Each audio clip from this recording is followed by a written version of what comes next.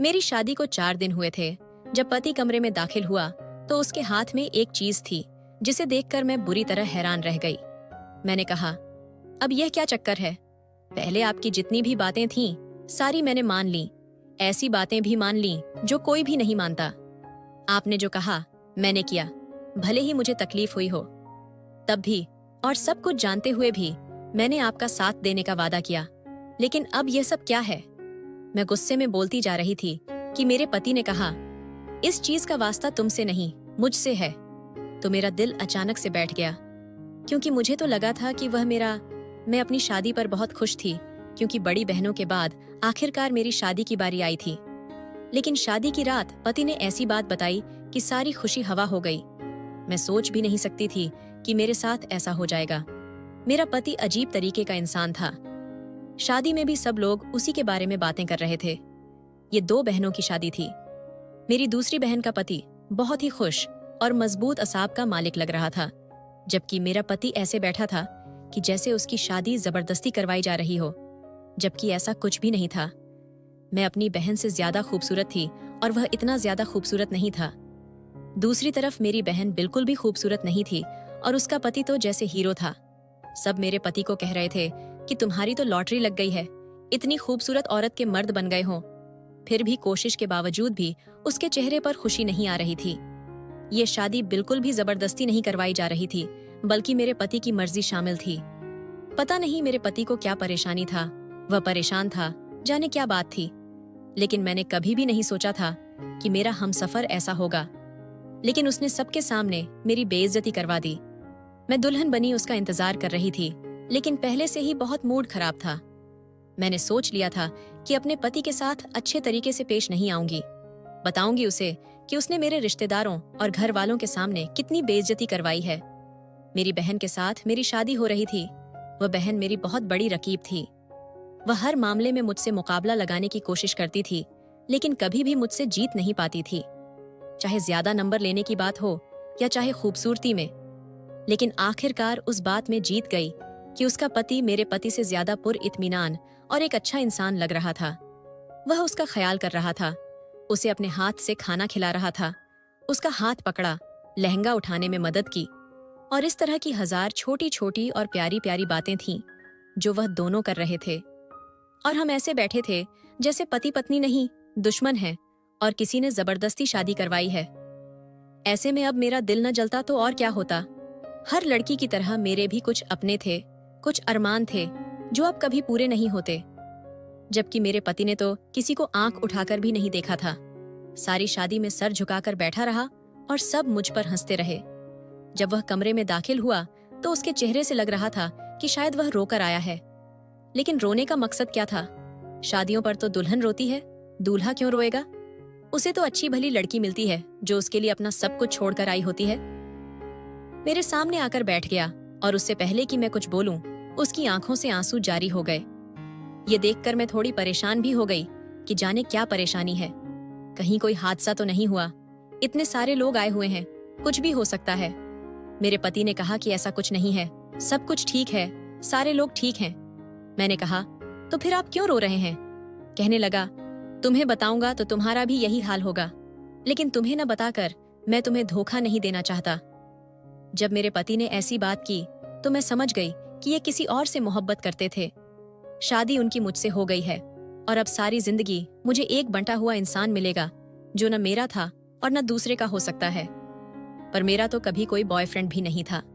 मैं तो बिल्कुल साफ हिसाब किताब वाली लड़की थी। फिर भगवान ने मेरे साथ ऐसा क्यों किया? लेकिन जो बात मुझे मेरे पति ने बताई वह सुनकर वाकई मेरी आंखों से आंसू आना शुरू हो गए। मेरा पति भी बच्चों की तरह रो रहा था। उसने मुझे कहा कि मैं तुम्हें यह बात शादी के पहले ही दिन बता देना चाहता था, लेकिन अब बताने का कोई फायदा नहीं, क्योंकि जो नुकसान होना था वह हो चुका है। लेकिन तुम्हारे सामने सारी जिंदगी है। वह बात यह है कि मैं बच्चा पैदा करने की सलाहियत से महरूम हूँ। मुझसे तुम्हें कभी औलाद नहीं हो सकती। मैं तुम्हें सिर्फ प्यार के अलावा और कुछ नहीं दे सकता। ये बात सुनकर मेरे कदमों तले से जमीन निकल गई। मैंने कहा कि देखिए, अगर आप मुझसे किसी किस्म का मजाक कर रहे हैं तो ऐसा बिल्कुल नहीं करें। पति शादी की रात दुल्हन से मजाक करते हैं, उनके दोस्तों ने उन्हें समझाया होता है। अगर इस तरह की कोई बात है तो मैं बहुत ज्यादा गुस्सा हो जाऊंगी और आपसे कभी बात नहीं करूंगी। मेरा पति इस बात पर भी तंजियां हंसा और कहने लगा कि काश ये मजाक होता, यही सच है। मुझे अचानक से गुस्सा आ गया। मैंने कहा कि अगर ऐसी बात थी तो फिर मुझसे शादी क्यों की? ये बात आपको मेरे घर वालों को बतानी चाहिए थी। मेरी आपसे मोहब्बत की शादी नहीं थी जो मैं इतनी बड़ी बात बर्दाश्त कर जाऊंगी। शादी इंसान करता किस लिए है? औलाद पैदा करने के लिए करता है। मर्द तो औरत का कभी भी नहीं बनता। वह उसे कभी भी सबसे ज्यादा मोहब्बत नहीं करता। उसके दिल में हमेशा उसके माँ बाप सबसे ऊपर रहते हैं। ऐसे में औलाद होती है जो औरत को खुशी देती है। और आप मुझे औलाद नहीं दे सकते थे तो ये बात आपको बतानी चाहिए थी। कोई भी बहाना करते, ये कह देते कि मैं आपको पसंद नहीं हूँ। जब मैंने यह कहा तो मेरे पति का कहना था कि तुम मुझे बहुत पसंद हो, मैं तुमसे बहुत मोहब्बत करता हूँ। और सच कहूँ तो मैं खुद मजबूर हो गया था। मेरे माँ बाप भी मेरे पीछे पड़े थे, उनको देने के लिए कोई जवाब नहीं मिला था। मेरे दिल में जो बात आई मैंने कह दी, लेकिन मेरे पति ने मुझसे मोहब्बत का इजहार किया और कहा कि बहुत मोहब्बत करता हूँ तुमसे, तुम्हारे लिए जान दे सकता हूँ। ये मेरे बस में नहीं है। अगर होता तो मैं कुछ भी करके इसको ठीक कर लेता। मुझे मेरे पति पर तरस आने लगा। मैंने उनसे कहा कि क्या सच में यह सही है? क्या इसका कोई हल नहीं है? उसने कहा कि मैंने क्या इलाज भी डॉक्टर से मिला, इसका कोई हल नहीं है। अब मैं भी रोने लगी। पता नहीं किस लिए रो रही थी, अपने पति के लिए, अपनी ख्वाहिशात के लिए, या अपनी किस्मत पर रो रही थी। बस बैठी रो रही थी। घर वालों को भी तो बता नहीं सकती थी, अभी भी नहीं बता सकती थी, बाद में भी नहीं। अभी तो उन्होंने रुखसत किया था और बाद में भी बताना कौन सा आसान था। और अगर मैं भी बताती तो क्या फर्क पड़ना था? ये बुरी खबर तो हमेशा बुरी खबर ही मानी जाती है। औरत को अगर 40 साल की उम्र में भी तलाक हो जाए तो वह एक बुरी खबर ही मानी जाती है और औरत की जिंदगी बर्बाद हो जाती है। चाहे बर्बाद होने के लिए कुछ हो या ना हो, चाहे वजह कितनी भी बड़ी हो, एक औरत के लिए यह बात इतनी बुरी है कि उसे वापस अपने घर जाना पड़े और अपने माँ बाप को जाकर यह बताना पड़े कि मेरा घर टूट गया है। और जो औरतें घरेलू हिंसा बर्दाश्त करती हैं, वे इसीलिए करती हैं क्योंकि वे अपना घर बचाना चाहती हैं। जब कोई तरह तरह की कहानियां सुनता है तो कहता है कि इतना बर्दाश्त क्यों किया? इसीलिए किया क्योंकि वह अपना घर बचाना चाहती थी और मैं भी अपना घर बचाना चाहती थी। मैं रोती रही और सुबह की रोशनी फैलने लगी। मेरे दिमाग में ऐसी ऐसी बातें आईं कि मैं मजीद रोती ही गई। कभी किसी बात पर रोने लगती तो कभी किसी बात पर। यहाँ तक कि मेरी सोच यहाँ तक पहुँच गई कि मुझे माँ कहने वाला कोई नहीं होगा, मेरे बच्चे नहीं होंगे। हमारे परिवार में एक औरत थी जिसके बच्चे नहीं थे। लोग उसका नाम ही भूल गए थे। कहते थे वही सावित्री जिसके बच्चे नहीं हैं, और वही तो जिसकी शादी को 15 साल हो गए हैं लेकिन अभी तक उसके बच्चे नहीं हैं। और मैं हैरान होती थी कि उसका नाम ही बदल गया है। सब उसे उसके नाम से नहीं, इस बात से जानते हैं कि उसके बच्चे नहीं हो रहे। मैंने आसमान की तरफ देखा, जाने मैं क्या सोच रही थी कि मेरा पति भी रंजीदा सा बैठा था। वह भी सारी रात सोया नहीं था, बस बार बार मुझे यही कहता रहा, नहीं रो, तुम जो भी फैसला करोगी मैं उस पर अमल करूंगा। मैंने अपने पति से कहा कि मैं आपके साथ निभाने की कोशिश करूंगी, हम हमेशा साथ रहेंगे, औलाद को गोद ले लेंगे, कुछ भी कर लेंगे, लेकिन मैं आपको नहीं छोड़ूंगी। मेरा पति इस बात पर बहुत खुश हुआ। उसने कहा कि जिस लड़की से मोहब्बत की थी मैं उसी जवाब की उम्मीद कर रहा था। बस हम दोनों ने एक दूसरे से वादा कर लिया कि हम एक दूसरे के दुख के साथी बनेंगे और ये सब बर्दाश्त करने की कोशिश करेंगे। लेकिन जब जब अपनी बहन को देखती तो मुझे उस पर रश्क आने लगता। वह कितनी खुश थी अपने पति के साथ। हम दोनों एक साथ ही वापस रस्म के लिए घर गए थे, लेकिन मेरे चेहरे पर खुशी कैसे आती जब मेरे दिमाग में इतनी बुरी खबर घूम रही थी। मैं 2-3 दिन अपनी माँ के घर ही रुकी, जबकि मेरी बहन तो रात को ही वापस चली गई थी। माँ ने कहा, बेटी अभी नई नई शादी हुई है, तुम्हें इतने दिन यहाँ नहीं रहना चाहिए। तो मैंने कहा कि मेरा ससुराल दूर है, बार बार नहीं आना होगा। मेरी बहन का ससुराल तो दूसरी गली में है, ये तो रोज आ सकती है ना। मेरी माँ ने कहा, ये बात भी ठीक है। मैं वापस अपने घर आई तो पति ने मुस्कुराकर इस्तकबाल किया और कहा कि अब जाना नहीं, तुम्हारी बहुत याद आ रही थी। खैर, अभी मेरा मूड खराब था, मुझे समझ नहीं आ रहा था कि मैं किस पर गुस्सा करूं। मेरी शादी को 4 दिन हुए थे कि पति कमरे में दाखिल हुआ तो उसके हाथ में एक चीज थी जिसे देखकर मेरी बुरी तरह हैरान रह गई। मैंने कहा कि अब ये क्या चक्कर है? पहले आपकी जितनी भी बातें थीं सारी मैंने मान ली, साथ देने का वादा किया। लेकिन अब ये सब क्या है? मैं गुस्से में बोलती जा रही थी कि मेरे पति ने कहा कि इस चीज का ताल्लुक तुमसे नहीं मुझसे है, तो मेरा दिल अचानक से बैठ गया। मैंने कहा कि आप ऐसा क्यों करेंगे, क्यों खुद को तकलीफ देंगे? मेरे पति के हाथ में एक रस्सी थी। मैं हैरान थी कि उसने इस रस्सी का क्या करना है, पर उसने बताया कि मैं रोज रात को खुद को बांध कर सोता हूँ। मैंने कहा कि ये आप क्या कह रहे हैं? उसने कहा, हाँ ऐसा ही है, मैं खुद को बांध कर सोता हूँ। अगर किसी दिन मैं तुमसे कहूँ कि मेरी रस्सी खोल दो तो मत खोलना। खुद से भी कभी नहीं खोलना, और अगर मैं खुद भी कहूँ तब भी नहीं। मैं प्यार से कहूँ, गुस्से से कहूँ, हुक्म देकर कहूँ, तुम रस्सी को मत खोलना, और ये बात हमेशा याद रखना। मैंने कहा कि किस किस्म की बातें कर रहे हैं, इसका क्या मतलब है? उसने कहा कि यही नहीं बता सकता हूँ। मेरे पति ने अपने आप को रस्सी से अच्छी तरह बांधा, अपनी टांगें और बाजू भी। मुझे कहा कि वह मुझ पर चादर करवा दो और सो गया। मैं कुछ देर अपने पति को ही देखती रही और यह सोचती रही कि मैं किस किस्म के इंसान से शादी कर बैठी हूँ। मैं कैसे इस रिश्ते को निभाऊंगी? ये सब मेरे लिए बहुत मुश्किल होता जा रहा था। एक तो मेरे पति की इतनी बड़ी बात जो मुझे पहली ही रात बता दी गई, और दूसरी बात यह कि रात को वह अपने आप को बांध कर सोता था। इस सब के पीछे क्या राज था, ये मेरी समझ से बाहर था। क्या यह कोई टोटका कर रहा था, या फिर यह बहुत ज्यादा कमजोर था और उसके जिस्म में दर्द होता था, इसलिए यह अपने आप को बांध कर सोता था? मुझे याद है कि मेरी दादी की टांगों में जब रात को दर्द होता था तो वह अपनी टांगें अपने ही दुपट्टे से बांधकर सोती थी। लेकिन मुझे नहीं लगता था कि ऐसी कोई बात होगी, क्योंकि मेरा पति भी मेरी तरह जवान था। अभी उसकी उम्र ही क्या थी। शक्ल सूरत का वह ज्यादा अच्छा नहीं था, लेकिन बदन से बहुत अच्छा था। बिल्कुल एक जवान मर्द था, लंबे कद का, हाथ पांव उसके मजबूत थे। मेरे पति ने मुझे कहा था कि अगर वह मुझे खुद भी कहे कि मैं उसकी रस्सी खोल दूं, तो मैं कभी भी रस्सी नहीं खोलूं। मुझे मेरे पति से डर लगने लगा था। मेरा पति क्यों अपने आप को बांध कर सोता था? मुझे लगा कि यह भी मुझ पर रौब डालने का कोई तरीका है। या तो मजाक कर रहा है, या फिर इसका मूड खराब है और ये ऐसा बार बार नहीं करेगा। लेकिन वह तो रोज रात को ऐसा करता था। सिर्फ इतना ही नहीं, मुझे यह भी कहता था कि तुम रात को सोने के कपड़े यानी कि नाइटी पहनकर मत सोया करो, तुम मेरे कपड़े पहनकर सोया करो। मैंने कहा कि आपके कपड़ों में तो मैं बहुत बुरी लगूंगी, ऐसे लगेगा कि पता नहीं मैं औरत नहीं कुछ और लग रही हूँ। उसने कहा कि मैं चाहता हूँ कि तुम रात के वक्त बिल्कुल भी खूबसूरत न लगो, वैसे भी तुमने सोना ही तो होता है। मैंने कहा कि बार बार ये बात क्यों करते हैं? तो उसने कहा कि तुमने सोना ही होता है, मुझे पता है, और मैं आपके कपड़े नहीं पहनूंगी। मैंने अपने लिए बहुत ही नरम कपड़े की अच्छी सी नाइटी बनवाई है, और ये नाइटी कोई ऐसी वैसी नहीं, बिल्कुल ठीक है। क्या मुझे सोते हुए भी अपनी मर्जी करने की इजाजत नहीं है? अब तो यह उसकी रूटीन बन गई, वह रोज उसी तरह सोने लगा। लेकिन मैंने यह भी नोट किया था कि सारी रात सोता भी नहीं बल्कि जागता ही रहता था। हमारी शादी को 10 दिन हो गए थे।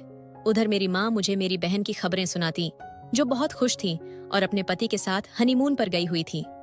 उधर मैं थी, जिसे अभी तक यह समझ ही नहीं आ रहा था कि पता नहीं मेरे साथ क्या होने वाला है।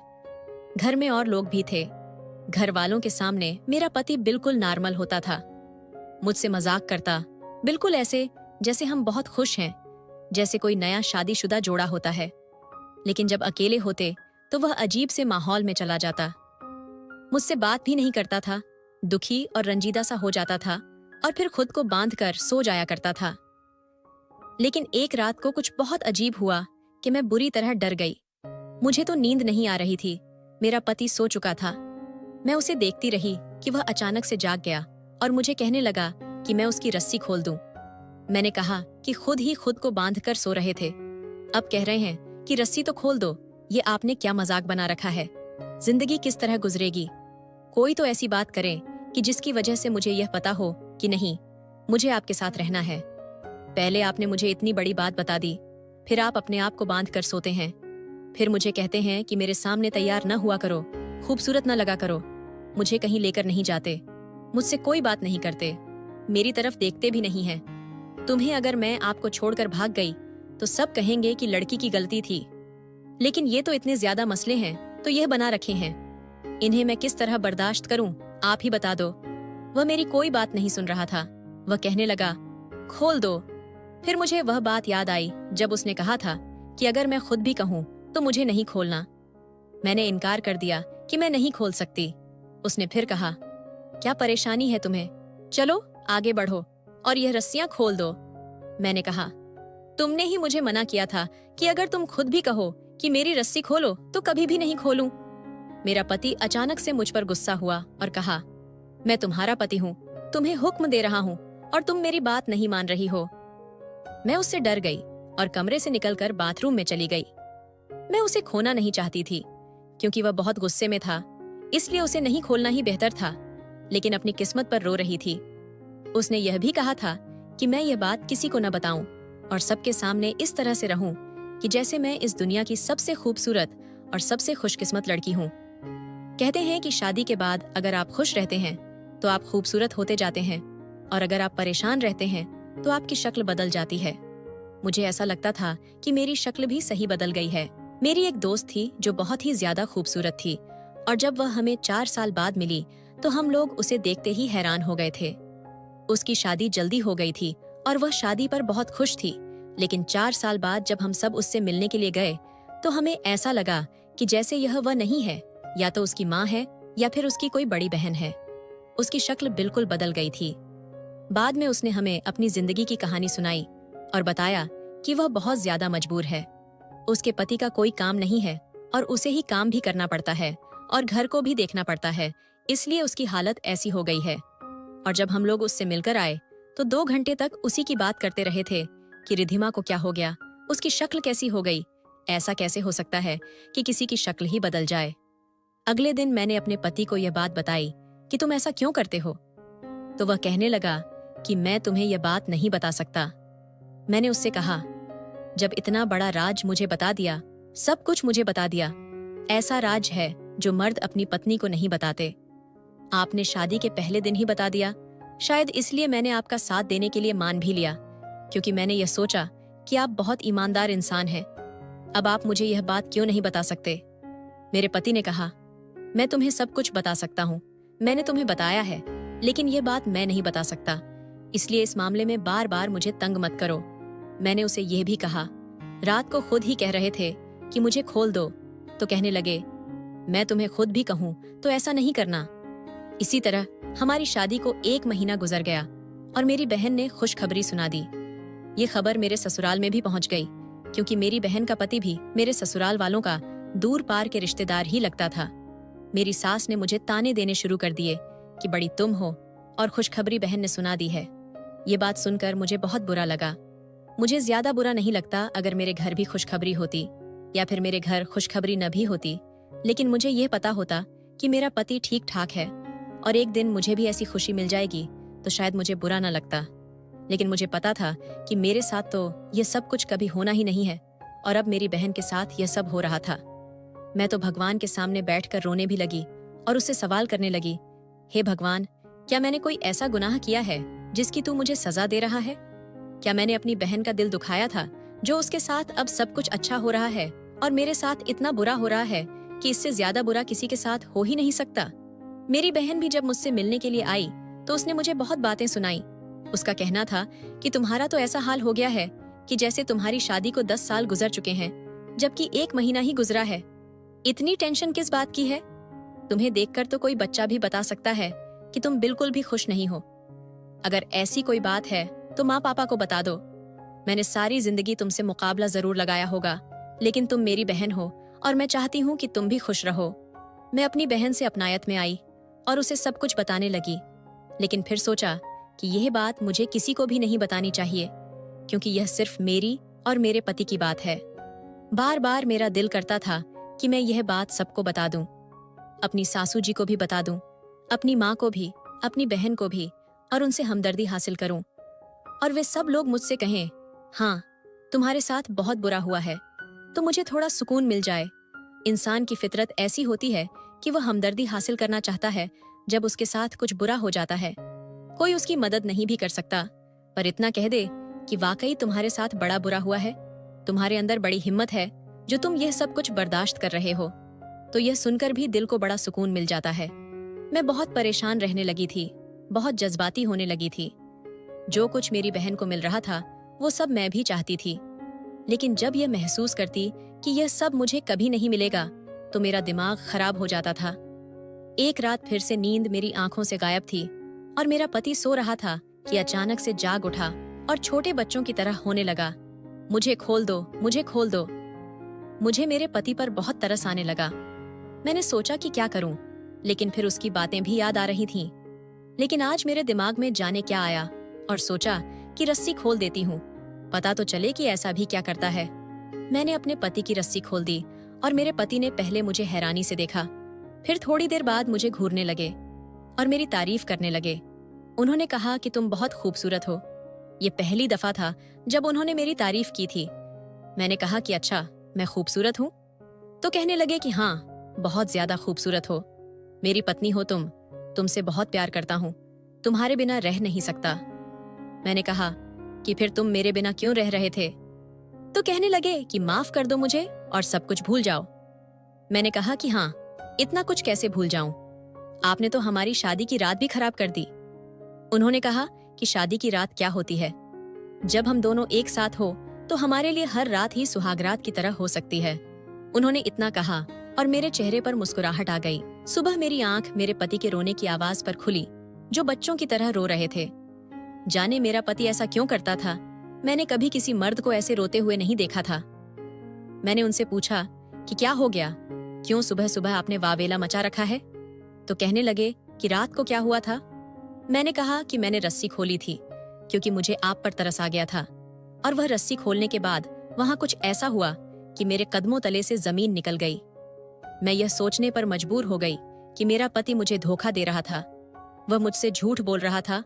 मेरे साथ ऐसा क्यों कर रहा था यह मैं नहीं जानती, लेकिन उसने मेरे साथ गलत बयान की थी। उसने ऐसी गलत बयान की थी जो कोई पति अपनी पत्नी के साथ पहली रात को नहीं करेगा। यहाँ तक कि अगर वह सचमुच भी किसी मसले का शिकार हो तो भी वह कभी भी यह बात अपनी जुबान से तस्लीम नहीं करेगा। मर्दों में आना बहुत ज्यादा होती है, मर्द ऐसा नहीं करते, लेकिन मेरे पति ने जानबूझकर खुद को गलत साबित किया था। उसने जानबूझकर यह कहा था कि वह नामर्द है, जबकि ऐसा कुछ भी नहीं था। रस्सी खोलने के बाद मुझे यह पता चला कि मेरी सारी जिंदगी की खुशियां भी इस रस्सी के साथ ही बंधी हुई थीं।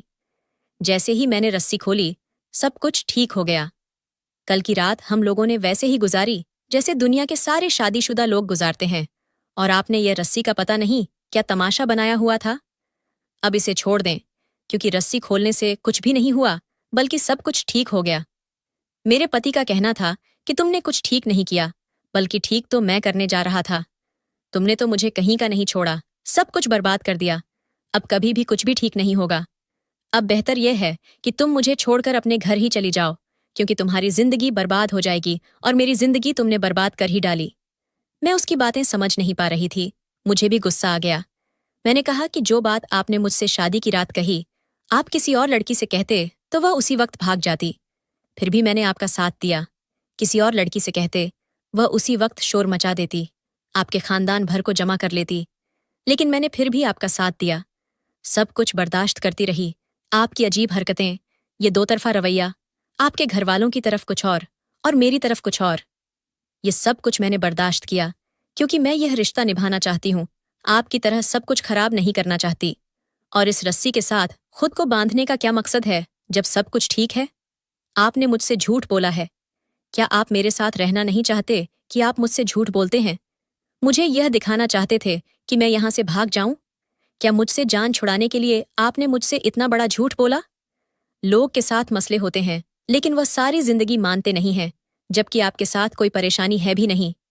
आप ऐसा कैसे कर सकते हैं? ये सब आपके मन का भ्रम है जो आपके किसी दुश्मन ने आपके दिमाग में डाला है, और यकीन करें कि वह अपनी दुश्मनी निभाने में कामयाब हो गया है, क्योंकि इसकी वजह से हमारी दोनों की जिंदगी बर्बाद हो रही है। आपने जो मुझे शादी की रात बात कही, अगर मैं नहीं होती, मेरी जगह कोई और होती, भगवान कसम वह उसी समय उठकर भाग जाती और उसकी जिंदगी भी बर्बाद हो जाती। ये तो मैं हूं जो रुक गई, और अच्छा हुआ तो मैं रुक गई। मुझे पता चल गया है कि आपके सब कोई भी परेशानी नहीं है। अगर कोई परेशानी है तो वह सिर्फ और सिर्फ आपका भ्रम है, जो कि आपने खुद खत्म करना है, वरना भ्रम का कोई इलाज नहीं होता। अपने साथ मेरी जिंदगी क्यों बर्बाद कर रहे हैं? मुझे भी मानसिक रोगी बना देंगे आप। मेरे पति ने कहा कि आप मेरी बात को गौर से सुनो। मैं कभी भी बाप नहीं बन सकता, ये बात सच है। मुझे डॉक्टर ने ये बात कही थी, लेकिन मैं पीर बाबा के पास गया था और उसने मुझे एक अमल बताया था। वह नकली पीर बाबा नहीं था। उसने मुझे कहा था कि अगर मैं अपने नफ्स को कंट्रोल करूं, ये मेरा इम्तिहान होगा और मेरे साथ सब कुछ ठीक हो जाएगा। मैं खुद को इसीलिए बांध कर सोता था, लेकिन तुमने मुझे खोल दिया और मेरा सारा अमल, मेरी सारी रियाजत तुमने खराब करवा दी। अब कभी भी कुछ भी नहीं होगा। मैंने अपने पति का हाथ पकड़कर बिठाया। मैं समझती थी कि औरतों के साथ इस तरह का कोई परेशानी हो तो वह बहुत परेशान हो जाती हैं, यहां तक कि आत्महत्या भी कर लेती हैं। ऐसे ही यह परेशानी अगर मर्द के साथ हो तो ज्यादा परेशान हो जाता है। मेरे पति को कोई परेशानी नहीं है और मैंने उनको कहा कि ऐसा कुछ नहीं है। आप यह सब कुछ छोड़ दें, इस चीज के बारे में सोचा ही न करें कि ऐसा कुछ है भी या नहीं, और मैं आपको यकीन दिलाती हूं कि सब कुछ ठीक हो जाएगा। बस आप नॉर्मल लोगों की तरह मेरे साथ रहें, जैसे सब लोग रहते हैं। ऐसा मत सोचें, क्या हम बच्चे पैदा नहीं कर सकते तो कौन सा अजाब आ जाएगा। अगर ऐसा हो भी गया तो कितने लोग हैं इस दुनिया में जिनके बच्चे नहीं हैं, तो क्या वो मर जाते हैं? समाज तो उन लोगों को भी नहीं छोड़ता जो बिल्कुल ठीक ठाक होते हैं। कोई न कोई बात निकाल ही लेता है जलील करने की। बस मेरी बात मान लें, मैं आपकी हमसफर हूं, बस मेरी बात सुने, सब कुछ ठीक हो जाएगा। मैंने अपने पति को समझाया। उनको ये बात समझाने में बहुत मुश्किल पेश आई, लेकिन किसी तरह अपनी बात समझा ली। अब हम बस चुपचाप अपनी जिंदगी गुजारने लगे। न किसी से ज्यादा बात करते, न इस मौजू पर एक दूसरे से भी बात करते थे। 1 साल गुजर गया। लोगों ने बातें भी की, हमें तंग भी किया। हमारे अपनों ने ही हमारे खिलाफ जाने में देर नहीं की, यहां तक भी कहा कि मैं ही बांझ हूं। हम लोग चुपचाप सबकी बातें सुनते रहे, जब्त के घूंट पीते रहे, किसी को जवाब ना दिया, बस भगवान से प्रार्थना करते रहे। और 1.5 साल के बाद भगवान ने मुझे उम्मीद दे दी। और उसके बाद से उस दिन मैंने अपने पति को एक एहसास कमतरी में गिरे इंसान से एक पर आत्मविश्वास इंसान बनते हुए देखा था। वह एक ही दिन में इस कदर बदल गया था। वह ऐसा शख्स बन गया था जैसा शख्स मुझे हमेशा से चाहिए था। मेरी बहन के यहाँ बेटी पैदा हुई थी, लेकिन इस बात पर भी समाज ने उसे बातें सुनाई कि पहली औलाद बेटी क्यों पैदा हुई, बेटा होना चाहिए था। भगवान ने मुझे बेटा दिया, लेकिन उससे पहले यह समाज मुझे भी बहुत सी बातें सुना चुका था। मैं इस नतीजे पर पहुंची हूं कि दुनिया वालों की फिक्र न करो, बस ये फिक्र करो कि भगवान क्या सोचता है। ये मत कहो कि लोग क्या कहेंगे, ये कहो कि भगवान देख रहा है, वह क्या कहेगा। बस जैसे ही हमने इस उसूल पर अमल करना शुरू किया, हमारी जिंदगी खुशियों से भर गई। वह भी मिल गया जो हमें मिलना था, क्योंकि हमने टेंशन लेना छोड़ दिया था। और मेरा पति मजबूत इंसान है, मेरा मुहाफिज है। मुझे इसमें कोई कमी नजर नहीं आती। इसमें कोई कमी थी भी नहीं, बस डरा हुआ था। कभी कभी मर्द भी डर जाते हैं, और हमारे समाज में मर्दों के मसाइल पर बिल्कुल भी बात नहीं की जाती। औरतों के मसाइल पर तो फिर भी बात कर ली जाती है, और यह बात गलत है जिस पर हमें बहुत ज्यादा तवज्जो देने की जरूरत है। ऐसी बहुत सी बीमारियां हैं जो मर्दों को भी होती हैं। वह ये समझते हैं कि हम लोग शादी के काबिल नहीं हैं, और अगर हमारी शादी हो गई तो हम अपनी पत्नी को खुश नहीं रख पाएंगे। वैसी वैसी बातें सोच लेते हैं और शादी भी नहीं करते। जब बार बार उनसे कहा जाता है कि तुम्हारी शादी करवा ली है, तो वह कोई ना कोई बहाना कर देते हैं। आप खुद सोचिए और देखेंगे, आपके आसपास ऐसे बहुत से लोग होंगे जो कहते होंगे कि नहीं, हमने तो शादी नहीं करनी, जबकि शादी किसी भी मर्द या औरत के लिए कितनी जरूरी होती है। दोस्तों, वीडियो कैसा लगा कमेंट करके जरूर बताएं। वीडियो को लाइक और चैनल को सब्सक्राइब जरूर करें।